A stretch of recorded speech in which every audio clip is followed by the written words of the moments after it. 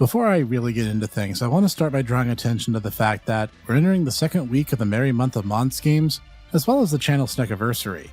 It's hard to believe that it's been 2 full years of my doing this, all because I was so fed up with people calling Monster Rancher a Pokemon clone that I had to sit down and talk about the underrated monster games because no one else would.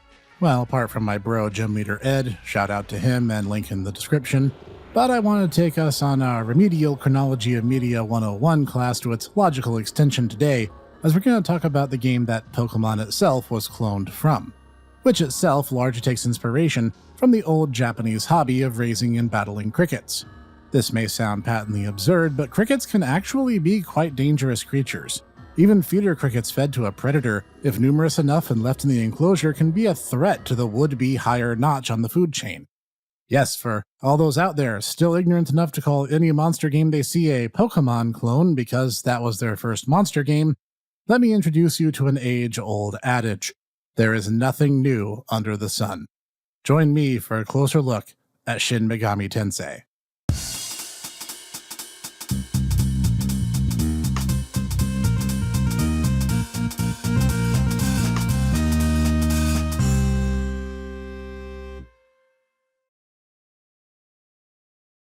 Greetings everyone, this is the Hipster Snek, and today we'll be looking at Shin Megami Tensei Devil Summoner Soul Hackers because Atlas has never run into a subtitle they didn't like. Originally released exclusively in Japan for the Sega Saturn in 1997, as sequel to SMT Devil Summoner, it received a port to Japan-only PlayStations 2 years later. The version we'll specifically be looking at today is the 3DS port from 2013, which actually did receive official translation efforts outside of Japan.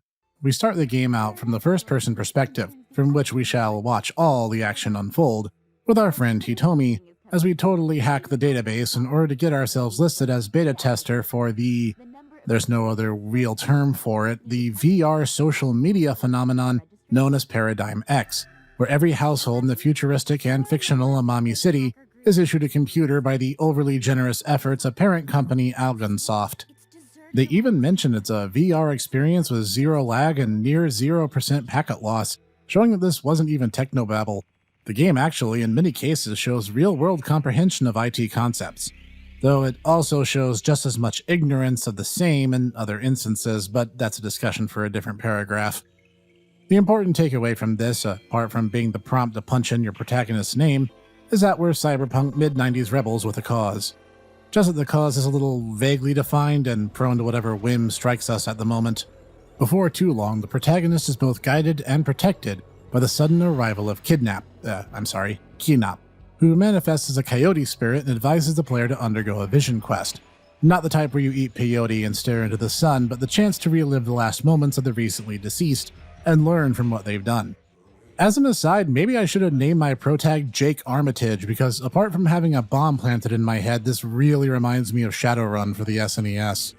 Jokes aside, this creates a rather clever and compelling storytelling beat, where at the tail end of your first vision quest, you're prompted to lock a computer using a series of any of the 4 rune-like symbols found on the PC keyboard's layout. Moments later, back with the protagonist of the game, who now possesses said PC, you re-input the same lock code that you yourself set to gain access to the system and its functions. After which, you're reunited with rogue hacker group, the Spookies, yes, seriously, and begin your investigation into Paradigm X, the gunpowder, and the ability to summon literal actual demons to your side, including the enigmatic Nemissa, a self-professed cyber demon who possesses Hitomi once the comp is unlocked. Thus the story begins. From a graphical standpoint, the first thing I want to mention is how the 3DS version retains the original Saturn cutscenes, and will then downscale the resolution of the top screen in order to play them back properly. I bring this up specifically because this game was originally written in the mid-late 90s, and this game reeks of the culture from that time. Not because of dated lingo or anything like that, but rather because of the idea of what a rapidly evolving future technology will look like was very much grounded in ideas of what was popular at the time. As a result, a lot of the world is dark, clashed with neon lights and sleek futuristic-looking technology, much of which makes absolutely no sense at all, including the protagonist's gunpowder device, which they use in lieu of traditional Megaton laptops. I bring this up first because not only do I love the aesthetics, but that a certain time frame contextual information is important to bear in mind. As much as I'd like to tease the game for its unusual aesthetic, I must confess that seeing the top screen shrink down to handle old Saturn FMVs made me smile at times. It's both novel and, in a way, heartening to see that Atlus didn't undo their own hard work on the game, but use it as a way to underscore that time period from which the story originally hailed. And there's something to be said for that. FMVs aside, the game looks great. It's also a dungeon crawler, so use of repetitious tiles is a given for the genre, but I think each area looks different enough that it doesn't inhibit the enjoyment factor found in each. The demon sprites look great, and the portraits for the human protagonists are well done in that classic Atlus style. Just fantastic stuff all around. And sound-wise, the game is great. I frequently found myself bobbing along with a rock techno soundtrack, and I adore the sound effects. Just primitively cathartic, be it demon slaying or puzzle solving. As a special shout-out, I was impressed primarily with the excellent voiceover the game got. It's fully dubbed in English, and everyone does a great job. The demons sound haunting and spine-tingling, the bosses exude arrogance and terror, and the core cast all have voices reflective of their roles in the group. First, there's versus poker. You play 5-card draw poker against opponents. Believe in the heart of the cards, hee-ho! Special shout-out again to Sam Riegel, who once again is of course in the core cast. Someday, maybe I'll play an anime-inspired game where he isn't, but I'm not holding my breath. Gameplay-wise, as said, the game is a dungeon crawler that separates gameplay moments from an overworld map using simple icons to represent people and places we can visit. We can then take these moments to shop for items and gear, visit the fusion area, or to progress plot events before moving into the dungeons themselves. One of the things that's well done is the variety found in the dungeons themselves. The first in the game is an office building that happens to be overrun by demons. Another one later on is a cold storage warehouse, and after that an astronomy museum and observatory. I never once felt bored moving from one dungeon scenario to another, though I do confess some later ones involve some backtracking and those get a little stale before I was over and out of them completely. But, like traditional SMT, the game is mainly a turn-based RPG, where you have your two humans, the protagonist and Nemissa, and whatever demons you opt to summon, comprising 2 rows of 3 participants each, arranged as you see fit for a total of 6. Balancing this is the demon negotiation and demon fusion systems.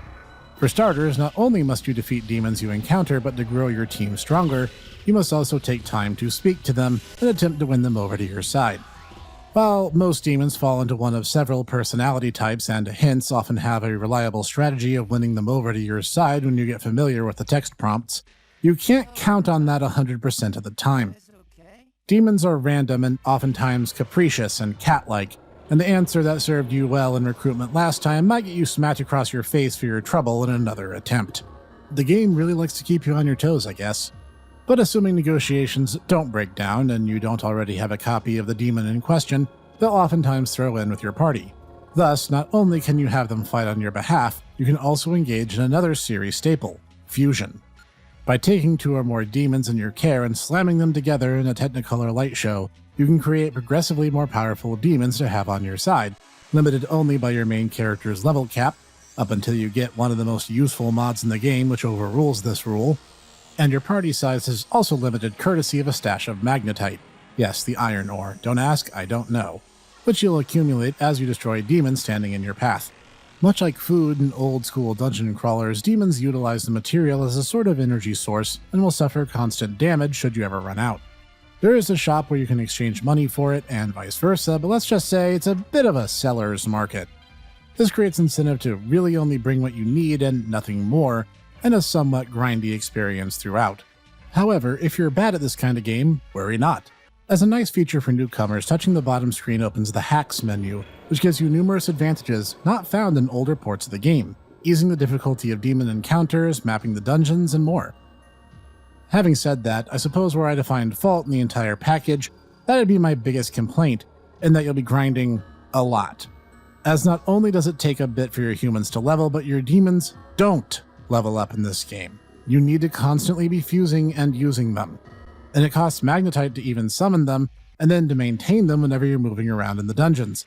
And the cost to maintain them will only ever go up as the game goes on.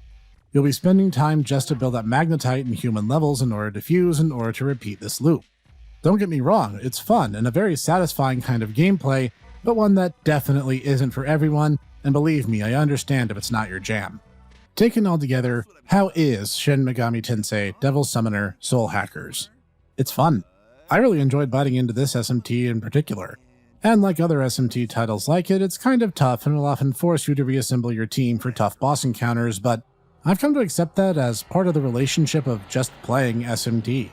Yes, it's grindy, and yes, it is a tough nut to crack, but that's what I enjoy about my dungeon crawling experiences.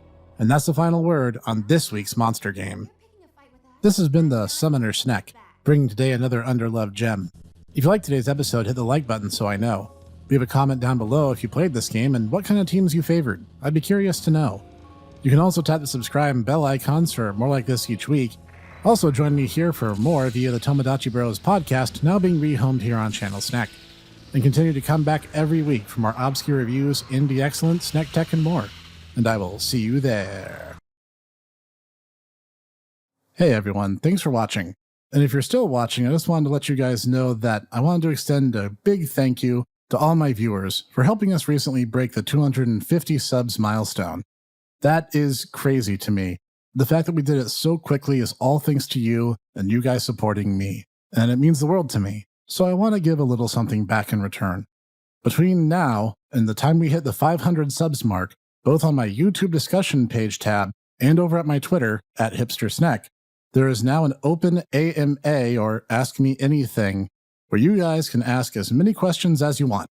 When we hit the 500 subs mark, I will sit down, make the video, and answer every question that doesn't get me banned off YouTube. The posts are already there and pinned, awaiting your input.